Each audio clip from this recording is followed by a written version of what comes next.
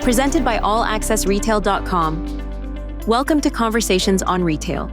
Join Mike Graen as he sits down with Gena Morgan, Vice President of Standards for GS1 US, to discuss the role of GS1 in on-shelf availability. Let's get started. Good morning, good afternoon, good evening, everybody. My name is Mike Graen, back with another version of on-shelf availability. Can't talk, it's Friday. Sponsored by Conversations at Retail and the University of Arkansas Supply Chain. We've got a return guest, Gena. Thank you so much. Gena Morgan with GS1 is back. Gena, I understand we are the only thing standing between you and a vacation. Yeah. So we're going to be very, very, very efficient with our time here and just hit the highlights so you can get packing and get out of town. But for those of you who don't know Gena, why don't you go ahead and unmute and introduce yourself to the audience. You're unmuted. Okay. Hi, I am Gena Morgan. I am the Vice President of Standards at GS1 US. I've been in that role for about 4 years, but I have maybe 3. Who knows? What is time, Mike? But I have been around GS1 in the development of industry standards for 25 years now. And prior to that, I was a retail kid. I grew up in retail. My parents were in retail. I started my career as a merchant in a department store retailing. And so it's just pretty much been my life. And back when the computer became a thing, just kidding. Not that old. I transitioned into systems and efficiency and supply chain. So it's been just a tremendous pleasure working in the field, trying to solve the problems of retail. Well, 25 years, that means you were involved probably in the very early days where we were literally trying to create standards of how we were going to electronically transmit purchase orders and invoices and all that stuff. Indeed. Yeah, I was on a call yesterday with Matthew, who's on your team, and I started making references to when I first started working with P&G and Walmart. We did all of the business of those two great big companies via fax machine. Yeah, and that was one of my first jobs, is to move that to EDI, and the standards were being developed and in a consistent way, and it was a lifesaver, because otherwise, if I'm Walmart, I've got 1,000 different suppliers. I got to communicate all with them differently. That doesn't make any sense. So huge help. So standards and the focus of this channel has always been just kind of on-shelf availability, getting product on the shelf for the customers to buy. So obviously things like EDI create standards, but we've also got standards for other things, such as how do you actually produce a barcode, a label. And we're going to get into this later, but we're celebrating the 50th year of the barcode. We're also introducing that, just like everything else, we're looking at continuing to grow that. So tell us a little bit about how standards really impact and really help us get product on the shelf for customers. I will, if you don't mind. I'll take a step back into my beginnings as an apparel merchant just for a bit. It truly was when I was an assistant buyer. They were just starting to roll out that UPC code. And so that was probably mid-90s. Mm-hmm. So a little less than 50 years ago. But and prior to that, you just kept stock of what was in the store by an SKU.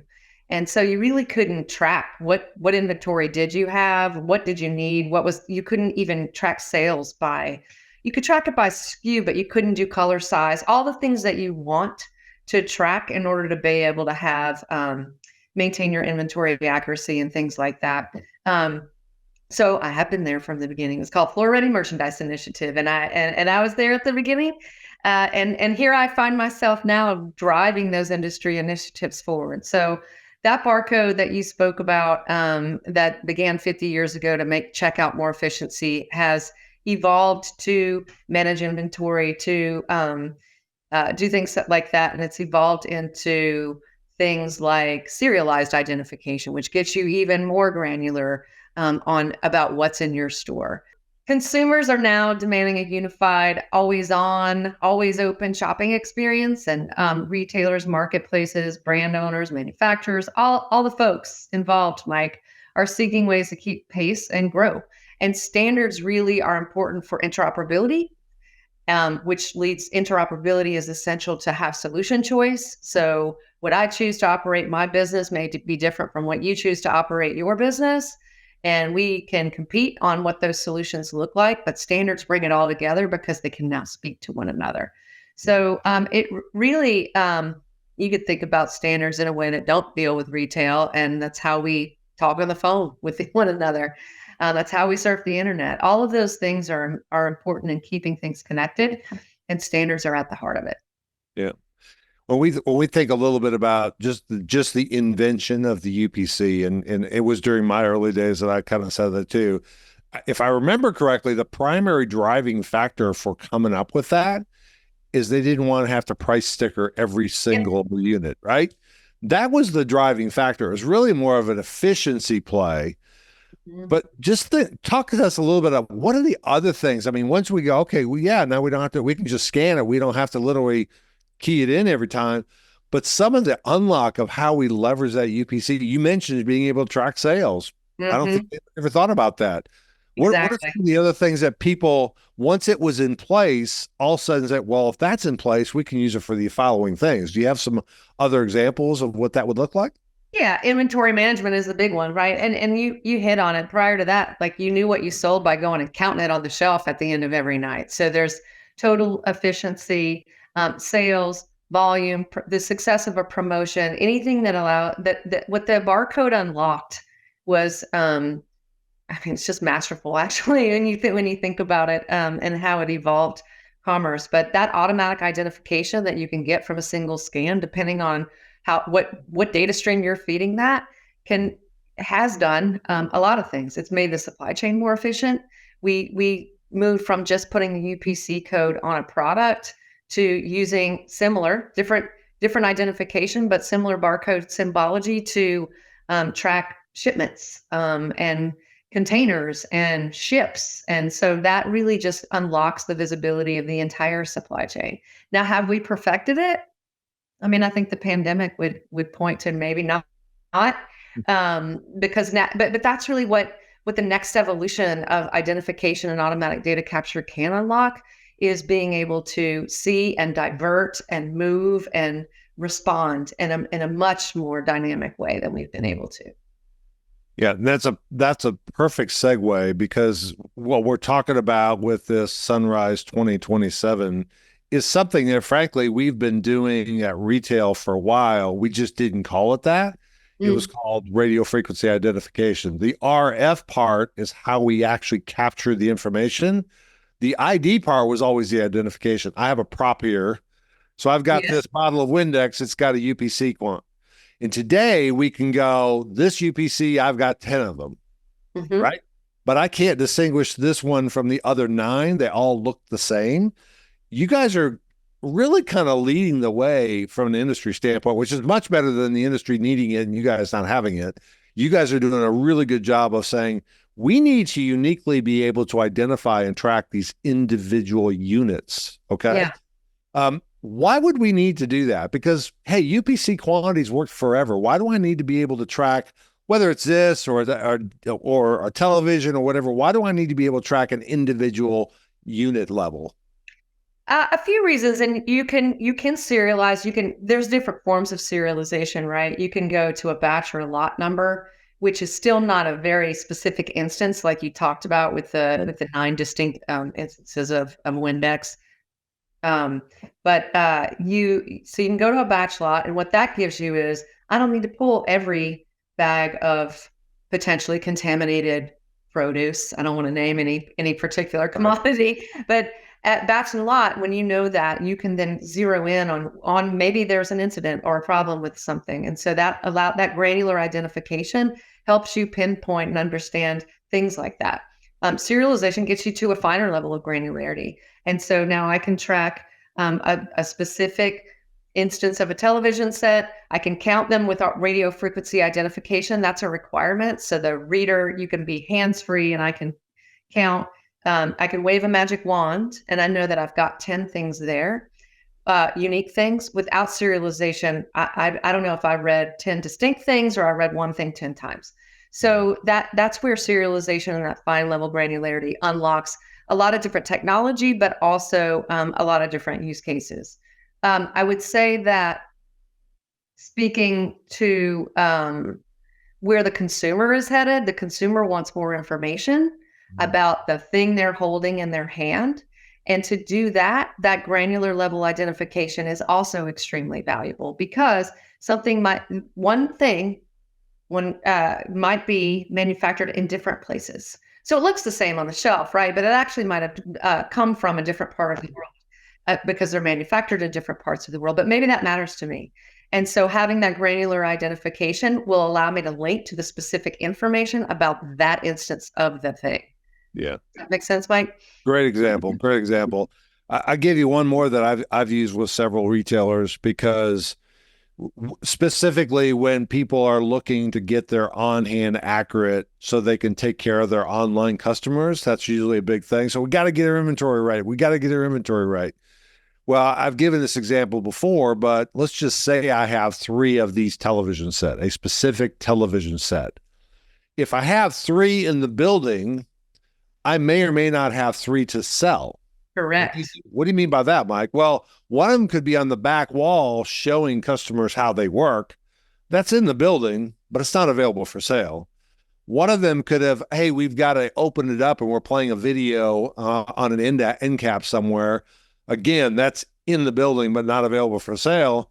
And one of them could have been a customer just returned it because there's a problem with it. So they took it from the returns desk. They've got it back in claims to evaluate whether it's sellable or not. Well, the reality is my on-hand is perfectly accurate, 100%, but I have none available to sell. Yeah. Today, I can't distinguish those. With this serialized information, I can literally say number 1, number 2, number 3, not for sale. Brilliant example. That's powerful. That's powerful. Yeah. So Bob's collaborative inventory intelligence technology is helping many retailers and CPGs such as Colgate-Palmolive, PepsiCo, Coty, and Duracell avoid lost sales, markdowns, and spoilage by streamlining their next-gen collaborative planning, forecasting, and replenishment process. Learn more at bops.ai. So what's GS1 done about this? So we know that the serial identification has always been in the RFID platform, but there's not everything makes sense from an RFID standpoint. So you guys have come up with this new set of guidelines, and I'll have a one-pager on the screen that will just show it. And we're going to later, we'll show after we get done talking, I'll show the GS1 John Phillips video is what I call it, which talks about that. But talk to us about the whole idea of, you guys have called it Sunrise 2027, not sunset. We're not sunsetting anything. We're sunrising a new capability. Tell us a little bit about that. What drove that? Where are you in the deployment stage? What kind of adoption are you seeing? Just anything you want to share with us about that topic. Yeah, sure. So I'll go a couple of ways here, but just going back to the OG barcode, the UPC, it has done a tremendous job of doing it what it was supposed to do. And it did actually more than that, as we've talked about, but its original thing was to go beep at the checkout and give you a price. Yep. And now we live in this age of a connected consumer. The explosion of digital access to content is a key element to remain competitive. You just got to do more, and that product's got to tell a story, both to the consumer and to the supply chain, frankly. So that barcode that we have now, that we know and love, it can only carry an identifier. You need finer granular identification, like we talked about. It could be the batch lot. It could be a serial number. And I just want to be clear, you might not be serializing fast-moving consumer goods where they go super fast down the line. That might not make sense now as technology evolves. I think one day, yeah. But still, you have that capability to do that with what we call a 2D barcode. Whether that's a QR code or a data matrix code, which is just a slight difference. We won't get too nerdy here, Mike, but a 2D barcode can carry more information. It can carry the serialization. It can carry an expiration date. It can carry a lot of things that can now be automatically captured through a scan. 1D barcode can't do that. The UPC code can't do that. You have to link to a whole bunch of information about it, and you still can't get to things like the expiration date and that sort of thing. So first and foremost, we need to know more about the product. We need that product to tell us its story. And so you need a data carrier that has the capacity to carry more data in it.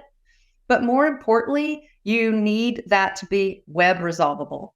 And so our standard GS1 digital link is the standard that takes a number, the UPC code, plus some additional numbers, the batch lot, the serial number, the expiration date, and transform that into a web address. So now I can link to the story of that product. And that resolvable identity can link you to things like certifications and claims.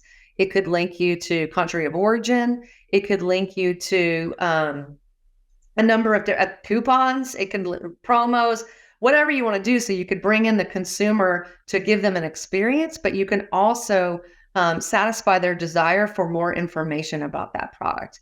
All at the same time being able to go beep at the checkout, just like the UPC code does today. So there's this convergence of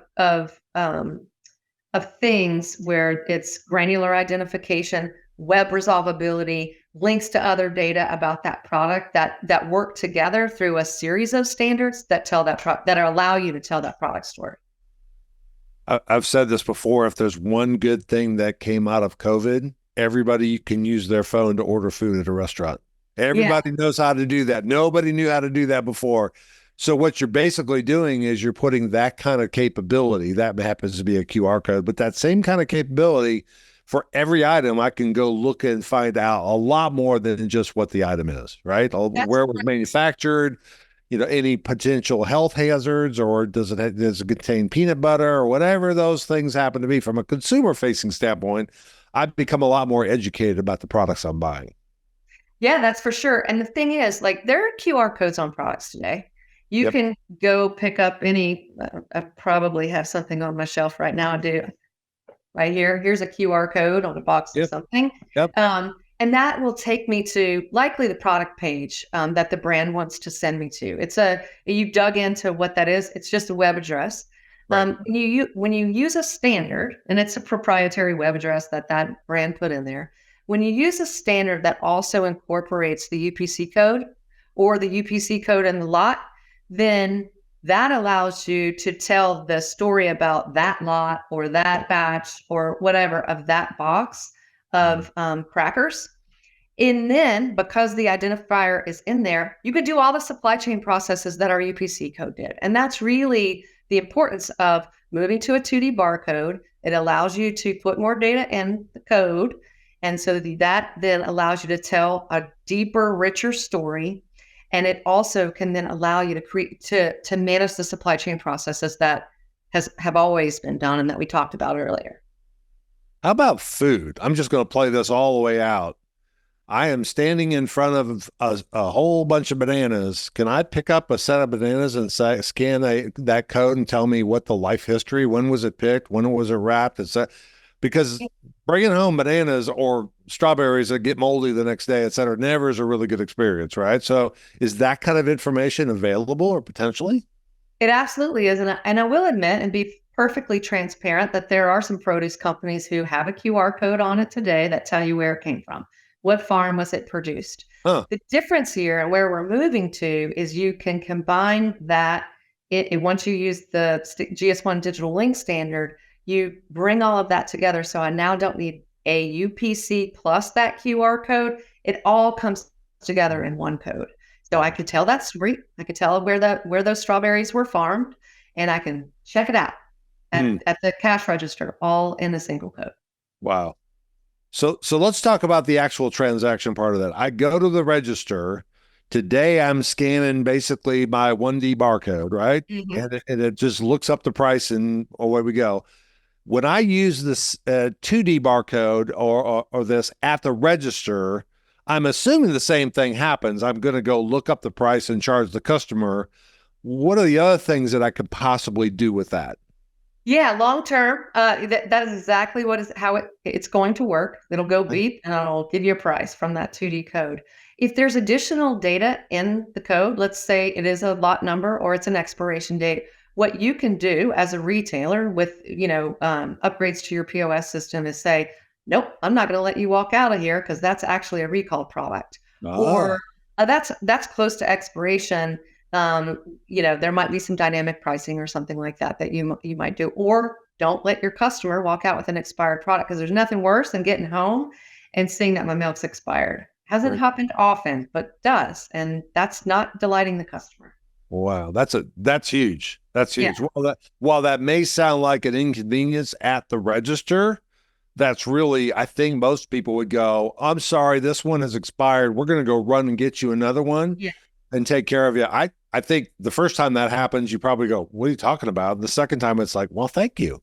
I don't want something that's going to expire right away. That's cool. That's cool. I'll also just add that, there's some food regulations that are on the horizon that do require you track certain things, certain high-risk foods that might have been transformed in your commissary at the retail space, that if you, that this 2D barcode will allow you to put that lot code in the barcode. And so it will allow you to comply with some of those regulations in an efficient way. Well, I've got two more examples that I think would be pretty powerful for you guys to help. I'm helping you market a little bit. Number one, if I'm literally scanning a unique serial number, I may not have to go have my associates mark down stuff because I just realized everything I was supposed to mark down just sold. Today, I don't know, right? In the future, I should be able to know. Here's the other one, and I just got off a call yesterday with Joe Cole, who's the vice president of asset protection at Macy's, and he's leading the way with RFID and the whole idea of leveraging RFID with asset protection. But still, the industry is comparing what did I sell at a UPC or G1014 level to what all left the store at a serial number level. So let's give you an example.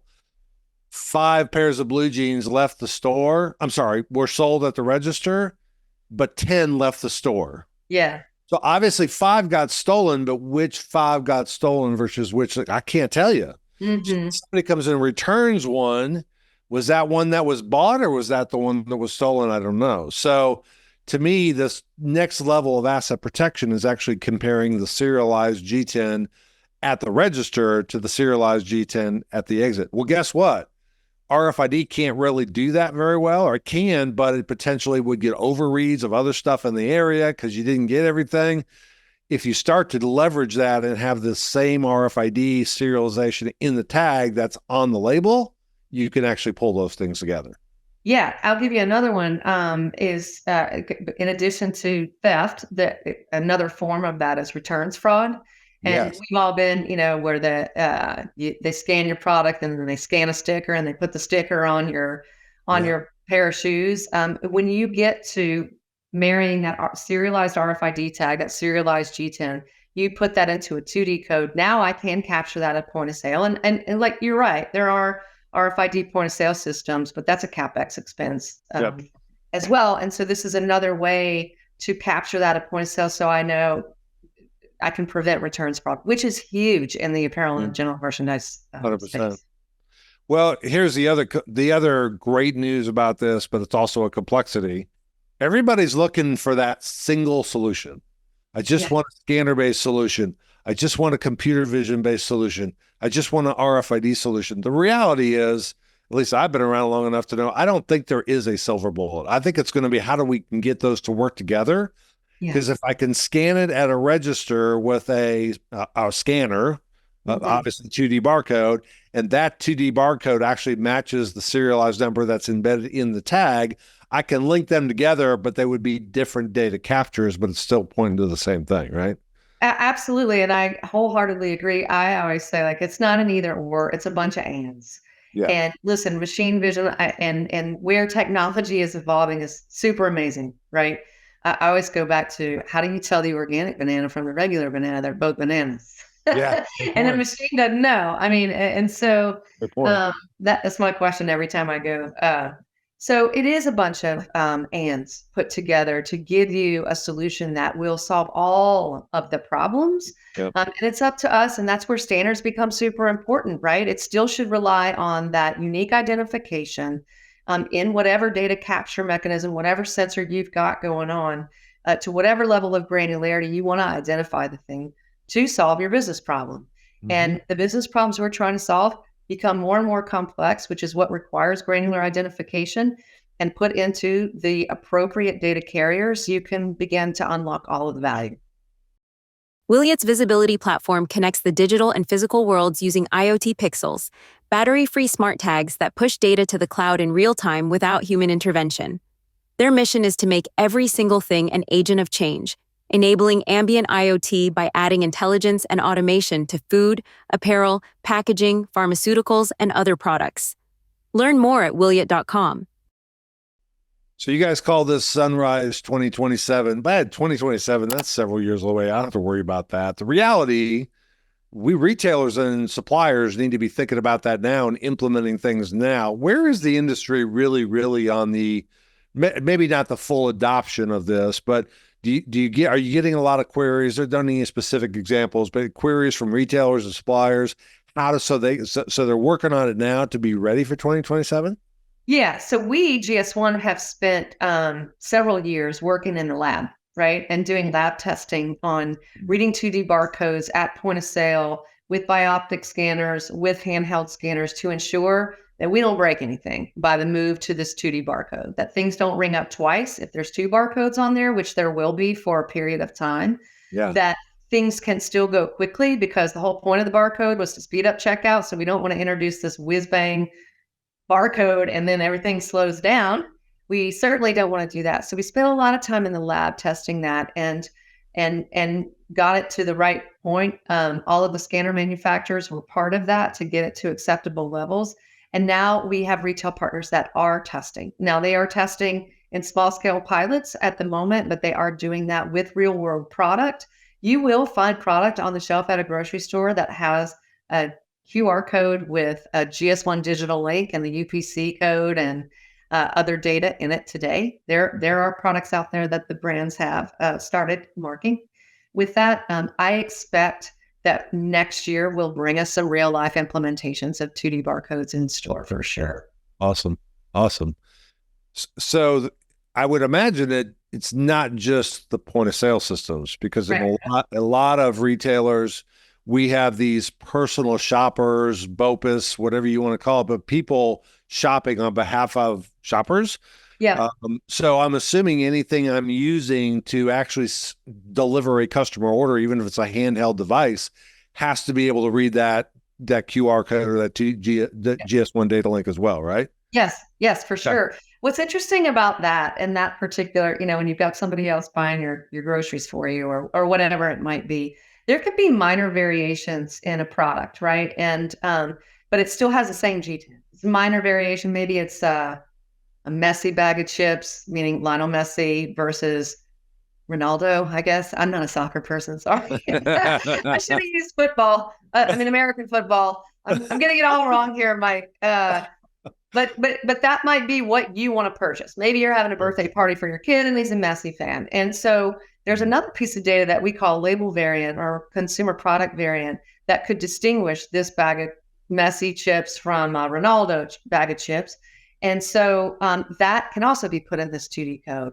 And that would serve that guy that's picking it. I don't want this, just any bag of chips. I want that bag of chips. While it still has the same UPC code, it has this slight variation on it. And so, it allows you to fulfill orders to exactly what I put in my basket online. Gena, this has been incredibly helpful. Thank you so much for this. Where do people go if they want more information? If this has piqued their interest and they're interested in finding out more, where can they go within GS1 to find out more information about this? Sure. So our webpage, gs1us.org, Sunrise 2027, give it a search there and you will find some stuff, but also Sunrise 2027 at gs1us.org is an email that you could send us a note and tell us you're are interested in learning more. And I've got a whole team ready to talk to you. Yeah, it's perfect. All right. My favorite question for the end of these. What did I not ask you that I should have? What's on your mind of something that we should have talked about, but I didn't ask you about? Or if you just have any other closing comments that you want to make. I would just say, I think you hit on it at the beginning. And actually though, when you think about it, 2027 is like tomorrow. At least when you get to be my age, it goes pretty fast, but you should start now. And we do anticipate a transition. There will be a time where there will be the 1D barcode and the 2D barcode on pack. And if a brand never wants to realize the benefits of what a 2D barcode can bring, that's cool. They could keep the 1D barcode. You can keep the UPC. We're not mandating that at this point. All standards are voluntary anyway, but you should get started now though, and make your plan. And I would suggest identifying the stakeholders within your organization. If you're a brand, that might be your brand marketing team. And oddly, we don't talk enough to the brand marketers. When you think about what we're doing here, it is going to free up a lot of space on pack. And that should be a brand marketer's dream. It is also going to allow you to serve up a consumer experience in a way that you can't do today. Also a brand marketer's team. But then there's operations and supply chain, all those other folks. So really starting to explore what this means for you and what it can unlock, and putting your teams together for the brand. That's what I recommend now. From a retailer perspective, it's really getting in touch with your scanner manufacturers and your POS host systems to start to prepare the ability to read. In most cases, I would say, Mike, 90% in our research, about 90% of retailers have optical scanners today. That's the number one requirement, by the way. Yep. You have to have an optical scanner in order to read and process a 2D barcode. And then there's some firmware upgrades and some software changes that you need to make so that you can read it. It won't beep twice. You can read it fast and all those sorts of things. So it's really important to get started now. And start to make your plan, and we will help prepare you for 2027 and the sunrise. Like you said, it's not a sunset; it is a sunrise, and it could be a gradual sunset. Like John Phillips always says, it's not like this beam of light at you. It's a slow sunrise, and so we want to make sure that industry is prepared for that. Well, Gena, I can't thank you enough for spending some time on this. And I give you guys credit, and that credit didn't always exist. When I was working in the very early 80s around EDI implementations, it felt like GS1 was just lagging. We'd have to go, hey, we're ready to do EDI for advanced shipment notifications. Oh, we got to create a standard for that. How about electronic funds transfer? So you were there, but you were always blagging a little bit. Now you guys are way out front. You've done the research. You know where the industry's going. There's nothing better than having standards. And I would argue that you don't have to adopt standards, but that's like saying you really need to drive on the right side of the road in the United States, not the left side. You can drive on the left side. Doesn't work very well. But you're figuring out the way that things happen, and they all have a standard way. And I think you guys, just the way you're thinking about, this whole moving to serialized data with a scanner base like GS1 Digilink, you're way ahead of the industry. You're going to create capability that people will start to take advantage of. It'll seem like it's taken a long time, and it is, but it's already there. It's not like we've got to be, screaming at GS1, we need standards for this. So thank you guys for doing that. And I know you also have a huge marketing job ahead of you. You got a lot of people to tell the story.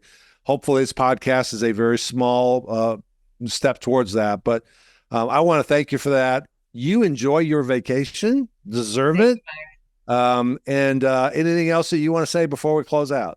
Yeah, I do want to. I appreciate the kind words about GS1 and how we have evolved over the years. I've been there for a lot of the decades that we've done that, but we're created by industry and governed by industry. So a lot of credit goes to industry being willing to charge us with looking ahead and around the corner and trusting us to do that. So thanks to all of our industry partners as well, but we are excited about that future.